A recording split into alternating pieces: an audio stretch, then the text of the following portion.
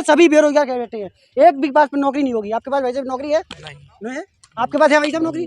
किसी के पास नौकरी नहीं मिलेगी। हम लोग यहाँ के छात्र हैं, कॉलेज में हमारी एमए चल रही है, क्योंकि हम लोग यहाँ देखते हैं नया नया स्टाफ आ गया है, तो हम लोगों की जानकारी में तो रहेगा ही। घर जाके पूजा पाठ करने की उम्र है, लेकिन उन्हें अब रोजगार चाहिए, और हम लोग यहाँ बेरोजगार घूम रहे हैं, इनकी कोई चिंता ही नहीं है। बहुत बड़ा भ्रष्टाचार है। देखिए, यहाँ अगर आउटसोर्स भर्ती की गई है तो भिंड जिले के लिए शर्म की बात। के बाद हम लोगों ने यहाँ के सदर विधायक माननीय संजीव सिंह कुशवाहा जी को, उनको भी हमने ज्ञापन के माध्यम से उन्हें सूचना की है। कम से कम होनी चाहिए 40-50 लोग पदों पर हाँ भर्ती की गई।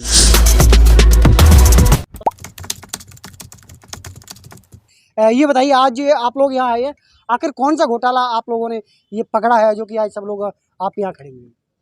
यहाँ पर आउटसोर्स कर्मचारी भर्ती कॉलेज प्रशासन ने की है, जिसमें कोई भी भर्ती होती है, जिसमें जैसे राज्य सरकार का एक आदेश रहता है, उन्हीं प्रोटोकॉल के तहत भर्ती की जाती है, क्योंकि एक समाचार पत्र में सूचना भी जारी की जाएगी और उनकी फिर आवेदन भी लिए जाएंगे। आवेदन मांगने की अंतिम तिथि भी रहती है, और इसमें इन सारी चीज़ों बिंदुओं में मांग की जाती है भर्ती की, लेकिन इन्होंने ऐसा कुछ ना करते हुए इन्हें अपनी मनमर्जी से अपने चहेतों को भर्ती कर लिया है कॉलेज प्रशासन वालों ने।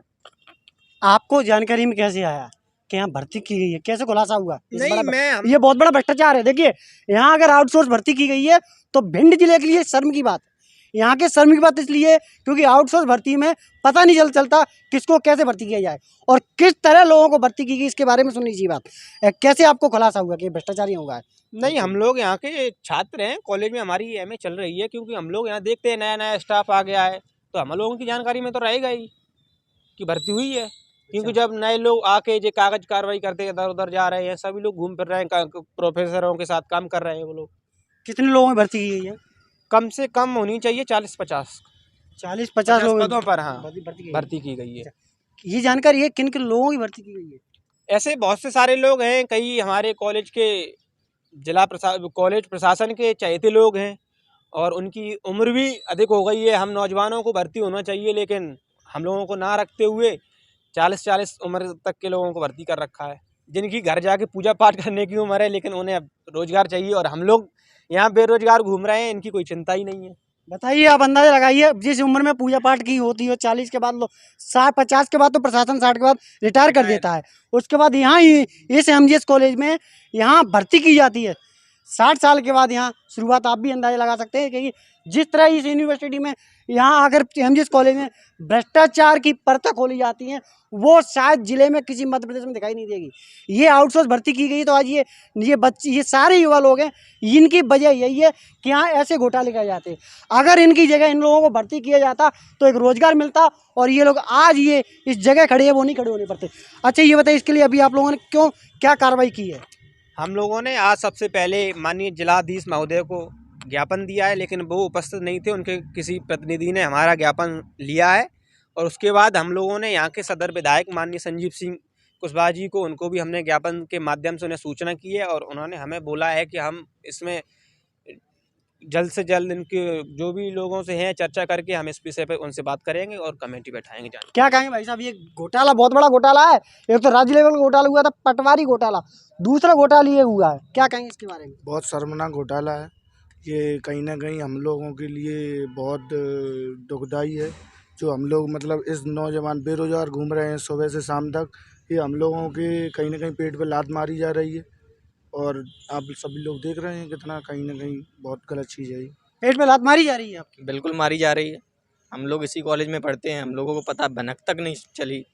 आप लोगों को जानकारी तो नहीं लगी? कुछ नहीं और इतना बड़ा घोटाला हो गया? हाँ, इतना बड़ा घोटाला हो गया। अच्छा, आज ये घोटाला हुआ है, इसके लिए आप क्या मांग कर रहे हैं? इसके लिए मांग कर रहे हैं यहाँ के डीएम साहब से और विधायक जी से कि जांच कराई जाए, और जो दोषी पाया जाए उन पर कार्रवाई हो। कितना पैसा लेकर अगर यहाँ पर घोटाला किया गया हो, कितना पैसा लेकर भर्ती की गई होगी? कम से कम 1 लाख रुपए लिए गए होंगे।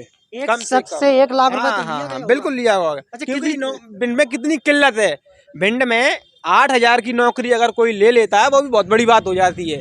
यहाँ जितने भी संविदा बेस रखे गए हैं उनकी कम से कम 8,000 किसी की सैलरी होगी, किसी की 12,000 होगी, किसी की 15-20 हज़ार होगी, 20,000 होगी कम से कम। हाँ। और उनकी 1 लाख रुपए लेके बिल्कुल लिए होंगे, क्योंकि अगर जिन्हें चुपचाप से भर्ती करनी है चोरी तरीके से, तो उसमें लेन देन तो बिल्कुल हुआ होगा। अगर इनके मन में कोई खोट नहीं थी कॉलेज प्रशासन वालों को, तो फिर इनको जो भी नियमानुसार अब आवेदन मांगते, सूचना पत्र पे विज्ञापन निकलवाते, आवेदन लिए जाते, फिर आवेदन के बाद मेरिट सूची जारी करते, मेरिट के आधार पर रखते तो मेरिट के आधार पर रखते, नहीं तो उसके आपको इंटरव्यू के तहत रखना था तो आप इंटरव्यू कराते। लेकिन इसमें ना तो हमारे ज़िले के जनप्रतिनिधियों को इस बारे में ना कोई कमेटी बैठा, ना कोई मीटिंग की। अगर मीटिंग की है तो वो तिथि बताएं कब की है, और अगर मीटिंग की है तो वो आए होंगे, यहाँ पर रिकॉर्ड होगा इनके पास। अगर मीटिंग की है, जनप्रतिनिधियों से चर्चा की है, किस इनसे मार्गदर्शन लिया कि नहीं लिया, और जिला प्रशासन ने भी कमेटी बनाई कि नहीं बनाई, उनसे इस विषय में मीटिंग की कि नहीं की, नहीं की, कुछ नहीं किया इन लोगों ने हमारे जानकारी में। विज्ञप्ति भी जारी नहीं की होगी उन्होंने, कोई सूचना ही नहीं दी किसी को। ये तो उन्होंने मतलब अपने चाहते लोगों को नौकरी दे दी है, मन मर्जी के मुताबिक। मन मर्जी। इस तरह जो की मतलब यहाँ पे ऐसे लोग भी हैं कॉलेज प्रशासन में कि इनके सब लोग बाग हैं, थोड़ा ज़्यादा भाई चीज़ें रहती हैं कि उनको भर्ती देना है इनको, तो ठीक है इनको भर्ती करवा दिया है चोरी तरीके से। ये कहीं ना कहीं नौजवानों के साथ अन्याय हो रहा है, क्योंकि नकारात्मक माहौल में हमारा भिंड जैसे जैसे उभर रहा है, लेकिन ऐसे घोटाले होने के बाद कहीं ना कहीं भिंड पिछड़ा हुआ है और पिछड़ रहा है। मध्य प्रदेश में सबसे ज्यादा भिंड पिछड़ा हुआ है। बिल्कुल बिल्कुल। भाई साहब भिंड ये तो आप भिंड में क्यों रह रहे हैं, कैसा लग रहा है अगर घोटाला इस तरह हो जाता है? बहुत बेकार। बहुत बेकार। आपकी उम्र कितनी है अभी? मेरी उम्र है 23 साल। 23 साल। और नौकरी की उम्र कितनी होती है? अब मुझे नहीं पता। 24 साल होगी, 25 साल, 28 साल, यानी 3 साल बाद आप बेरोजगार हो जाएंगे हमेशा के लिए। अब आप क्या करेंगे, क्राइम की ओर जाएंगे या फिर घर से बाहर जाएंगे नौकरी करने? क्राइम की ओर। क्राइम की ओर जाएंगे, क्योंकि ये उम्र होती है ये उम्र होती है 20 से लेकर 28 तक बनने और या बनाने की। अब ये भाई साहब बताओ, ये इनकी उम्र 22 साल हो चुकी है, इनको अगर भिंड में रोजगार नहीं मिला, ये दिल्ली जाएंगे, दिल्ली में इनका पेट नहीं भरेगा तो फिर ये लूट के खाएंगे और लोगों को सताएंगे। ये अपराध ऐसे बढ़ाए जाते हैं क्योंकि भिंड जिले में अपराध इसीलिए बढ़े हैं, ये सभी बेरोजगार कह बैठे हैं। एक भी पास पर नौकरी नहीं होगी। आपके पास वैसे भी नौकरी है? नहीं है। आपके पास है भाई साहब नौकरी? किसी के पास नौकरी नहीं मिलेगी। क्यों नहीं मिलेगी? क्योंकि भिंड में ऐसे आउटसोर्स की भर्ती की जाती है।